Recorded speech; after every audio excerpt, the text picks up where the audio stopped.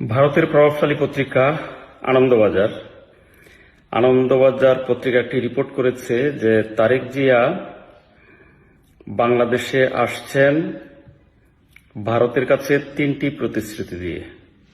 তিনটি প্রতিশ্রুতি কি?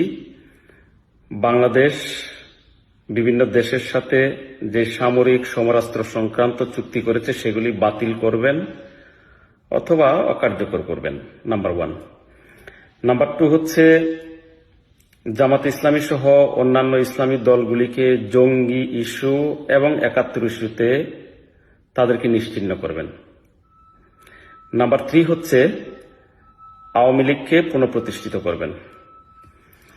তো এটা যদি এই সত্য তো নিশ্চয়ই, এই খবর তো নিশ্চয়ই সত্য, কারণ তিনি তার মায়ের যায় অবস্থা, সেই সময় তিনি আসতে পারেন নাই। তার আসার সিদ্ধান্ত অন্য কারুর ইচ্ছার উপর আটকে ছিল, তিনি নিজেই সেটা বলেছেন। এখন আসতেছেন এই, এবং কিভাবে আসতেছেন?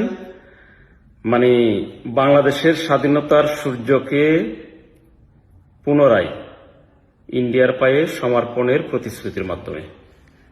এই তো আমাদের দেশের রাজনীতি।